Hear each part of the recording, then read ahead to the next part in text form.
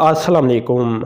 तो दोस्तों आज की वीडियो में सच में बहुत बड़ी बड़ी खबरें हैं और इन्फॉर्मेशन होगी। कुछ फिगर्स सामने आई हैं वो आपसे शेयर करूंगा। पहली डेवलपमेंट की बात कर लेता हूं। ये कुछ तस्वीर आपके सामने आ रही होंगी, ये आप देखें। ये है कुरमतंगी डैम प्रोजेक्ट स्टेज 1। तो फेडरल गवर्नमेंट का ये प्रोजेक्ट है और ये कास्ट एनर्जी को लेकर, जो एनर्जी की कास्ट है उसे कम करने के लिए ये प्रोजेक्ट डिज़ाइन किया गया था। आपको पता है कि जितने भी इस तरह के प्रोजेक्ट होती हैं जो हाइड्रो पावर प्रोजेक्ट खिलाती हैं, उनका मेन मकसद यही होता है कि सस्ती बिजली पैदा की जा सके। तो नॉर्थ वजीरिस्तान डिस्ट्रिक्ट के अंदर ये लोकेट करता है और स्टेज 1 के ऊपर काम जारी किया है। नवंबर 2021 के अंदर इंशाल्लाह इस पर काम मुकम्मल हो जाएगा और कोई 16,830 एकड़ ज़मीन इससे इरीगेट की जा सकेगी, सैराब की जा सकेगी। इसके अलावा जो दोस्तों इसकी हाइडल पावर जनरेशन कैपेसिटी होगी ये कोई 18.4 मेगावाट तक होगी।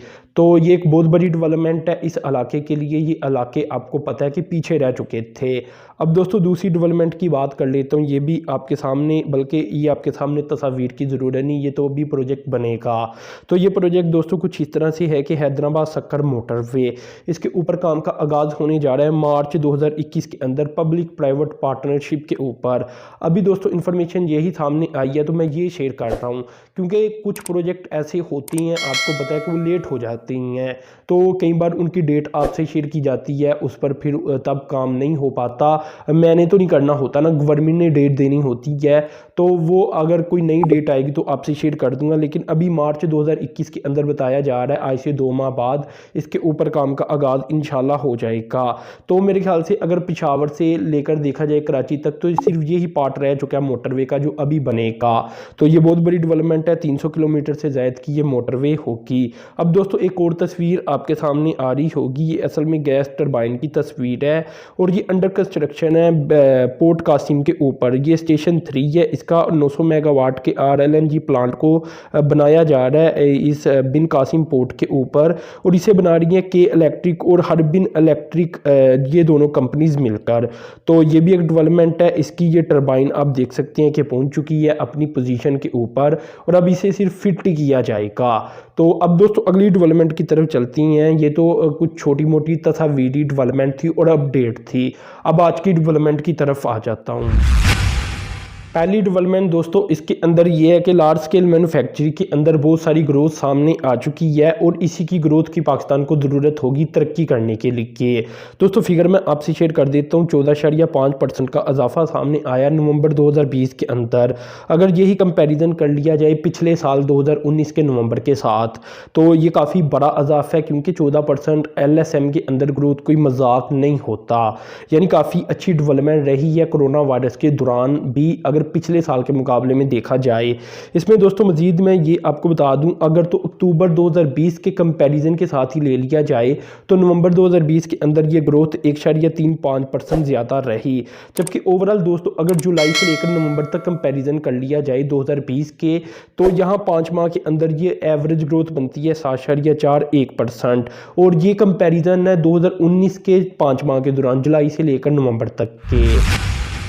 इसमें दोस्तों जो 5 माह के दौरान ग्रोथ सामने आई है मुख्तलिफ सेक्टर के अंदर, इसमें पहला सेक्टर बन जाता है टेक्सटाइल, इसके अलावा food, beverages, tobacco, Coke, petroleum product, pharmaceutical, इसके अलावा chemical, non metallic, mineral products, automobile, fertiliser और पेपर बोर्ड। तो ये वो इंडस्ट्रीज़ है जिनमें इजाफा सामने आ चुका है। इसमें दोस्तों ये भी मैं आपको बता दूँ, अगर फूड, बेवरेजेस और टोबैको सेक्टर को देखा जाए तो इसमें ये इजाफा 21% से ज़ायद रिकॉर्ड किया गया है, जबकि टेक्सटाइल के अंदर 2.4%।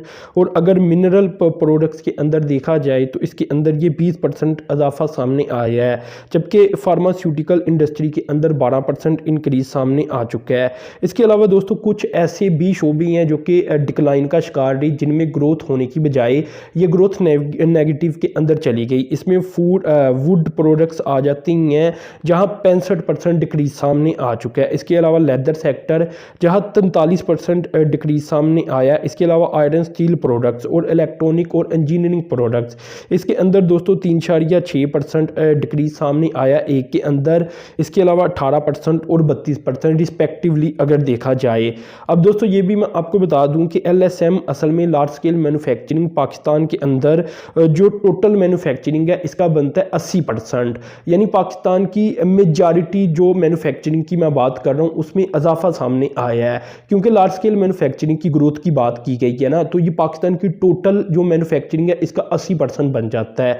जबकि अगर आउटपुट की बात की जाए पाकिस्तान की, जो ये इसका 10.7% बनता है। आउटपुट से मुराद GDP यानी ग्रॉस डोमेस्टिक प्रोडक्ट। इसके अलावा दोस्तों अगर तो स्मॉल स्केल मैन्युफैक्चरिंग की बात की जाए तो ये थोड़ा सा कम बनता है। ये पाकिस्तान की ग्रॉस डोमेस्टिक प्रोडक्ट का बनता है 1.8% और मैन्युफैक्चरिंग का बनता है 13.7%। यानी जो लार्ज स्केल मैन्युफैक्चरिंग है, जब हम इसकी बात करती हैं, मैं जब इसकी अहमियत की बात करता हूँ हमेशा, तो वो मैं ऐसे ही नहीं करता। इसका रीज़न है क्योंकि ये तकरीबन पाकिस्तान की टोटल मैन्युफैक्चरिंग बननी जाती है 80%। आपको पता है इससे आगे पीछे फिर क्या रह जाता है, अगर 80% के अंदर ग्रोथ होगी तो फिर ग्रोथ ही होगी। तो इसलिए ये बहुत बड़ी डेवलपमेंट बनती है LSM ग्रोथ के अंदर, और पाकिस्तान की तरक्की भी इसी के साथ जुड़ी होगी। अब दोस्तों एक और डेवलपमेंट आपसे शेयर कर देता हूँ, ये है पाकिस्तान की इंजीनियरिंग प्रोडक्ट्स को लेकर। तो दोस्तों हुआ कुछ इस तरह से है कि इंजीनियरिंग डेवलपमेंट बोर्ड और इसके अलावा जो पाकिस्तान बिजनेस काउंसिल है, इनके दरमियान एक MOU साइन किया गया है। ये असल में MOU इसलिए साइन किया गया है कि पाकिस्तान के अंदर जो इंजीनियरिंग प्रोडक्ट्स हैं या इंजीनियरिंग गुड्स हैं, इसके इस्तेमाल या इसकी मैन्युफैक्चरिंग की तरफ तवज्जो दी जाए और इन्हें एक्सपोर्ट किया जा सके। ओवरऑल इस सेक्टर को ग्रो करने के मतलब MOU साइन किया गया है। अभी दोस्तों वो बताया ये जा रहा है कि आने वाले 3 साल के अंदर पाकिस्तान इजीली या थोड़ी सी मेहनत करके, यानी इजीली इसलिए मैं समझता हूँ इसे कि पोटेंशियल तो है लेकिन पोटेंशियल इस्तेमाल नहीं हो पाता पाकिस्तान का, जिसकी वजह से काम मुश्किल हो जाता है। तो पाकिस्तान अपनी सिर्फ इंजीनियरिंग गुड्स की एक्सपोर्ट को $5 अरब से तजावुज़ कर सकता है। अभी दोस्तों अगर बात की जाए तो पाकिस्तान की जो इंजीनियरिंग गुड्स की एक्सपोर्ट है, ये पूरी दुनिया की टोटल इंजीनियरिंग गुड्स की एक्सपोर्ट का बनता है 0.04%। यानी एक तो होता है 1%, एक होता है 1% का कोई छोटा सा हिस्सा यानी 0.123%, लेकिन ये मैं आपको बता रहा हूँ 0.04%, यानी 1% का छोटे से हिस्सा जो होता है उसका भी छोटा सा हिस्सा। तो पाकिस्तान की काफ़ी कम इंजीनियरिंग गुड्स की एक्सपोर्ट है, जबकि पूरी दुनिया के अंदर जो इंजीनियरिंग गुड्स की एक्सपोर्ट है ये बन जाती है $9 ट्रिलियन तक। तो $1 ट्रिलियन आपको पता है $1000 अरब तक का होता है। इसके अलावा दोस्तों मजीद ये भी मैं आपको बताता चलूँ कि पाकिस्तान की अब ये कोशिश रहेगी कि इसे बढ़ाया जाए, और अभी जो करंट वैल्यू है पाकिस्तान की एक्सपोर्ट की ये है $1.6 अरब, जबकि अगर $5 अरब से ये तजावुज़ कर जाती है तो टोटल पाकिस्तान की जो एक्सपोर्ट बन जाएगी इसके मजीद यानी $5 अरब ऐड हो जाएगा $1.6 अरब के अंदर। तो पाकिस्तान की टोटल एक्सपोर्ट $35 अरब से तजावुज़ कर जाएगी।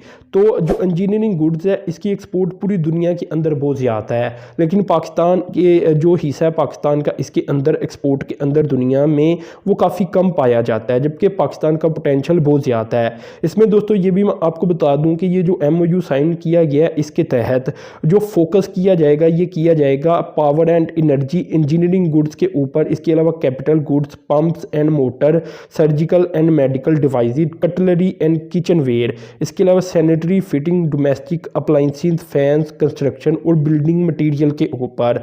यानी कोई हाई लेवल की आइटम इसके अंदर नहीं पाई जाती अगर देखा जाए। यहाँ मोटर और पंप्स को थोड़ा सा अगर देखा जाए तो इसमें डाइवर्सिटी नज़र आती है। बाकी अगर देखा जाए तो इंजीनियरिंग गुड्स आपको पता है कि बहुत हाई एंड लेवल की होती है। तो यहाँ अभी पाकिस्तान इसके ऊपर काम करता हुआ नज़र नहीं आ रहा, लेकिन इंशाल्लाह अल्लाह ताला से दुआ यही है कि पाकिस्तान बाकी इंजीनियरिंग गुड्स के ऊपर भी काम करे, उन्हें मुल्क के अंदर बनाए, मैन्युफैक्चर करे, जिससे फिर पाकिस्तान की एक्सपोर्ट के अंदर इजाफा होगा। इसके अलावा दोस्तों जो एक और डेवलपमेंट है वो भी आपसे शेयर कर देता हूँ। डेवलपमेंट तो आपको पता है बहुत सारी होती हैं। तो ये दोस्तों कुछ इस तरह से है कि US consul general Lahore Catherine की जानिब से, इसका नाम है औरत का, तो ये लाहौर के अंदर तैनात है, इनकी जानिब से मीटिंग की गई है Faisalabad chamber of commerce and industry के प्रेसिडेंट हाफिज़ इत्तिशाम के साथ। और ये वर्चुअल मीटिंग थी, यानी वीडियो कॉन्फ्रेंस आप इसे कह सकती हैं। तो इसमें दोस्तों इन्होंने बताया हाफिज़ इत्तिशाम साहब को कि बहुत सारी अमेरिकन या कुछ अमेरिकन कंपनीज़ पाकिस्तान के अंदर जो इलेक्ट्रिक व्हीकल है इसके अंदर स्पेस को तलाश कर रही हैं और इलेक्ट्रिक व्हीकल्स को लेकर पाकिस्तान के अंदर इन्वेस्टमेंट करने का इरादा रखती हैं। अब दोस्तों ये बहुत बड़ी डेवलपमेंट है, क्योंकि जो असेंबलिंग प्लांट है ये लगाना चाहती हैं पाकिस्तान के अंदर कंपनीज़, और ये अमेरिकन कंपनीज़ होंगी। तो आप अंदाज़ा लगा सकती हैं कि अरबों डॉलर की ये इन्वेस्टमेंट बन सकती है अगर तो इनका ये इंटरेस्ट आगे बढ़ते हुए सच में प्लांट के अंदर बदल जाए पाकिस्तान के अंदर, तो पाकिस्तान के अंदर एक बहुत बड़ी तब्दीली सामने आएगी। इसके अलावा दोस्तों कैथरीन की जानिब से ही मज़ीद ये भी बताया गया है कि हम पाकिस्तान को मज़ीद टेक्नोलॉजी ट्रांसफ़र भी करना चाहती हैं और पाकिस्तान को इसके ऊपर काम करना चाहिए अमेरिका के साथ मिलकर।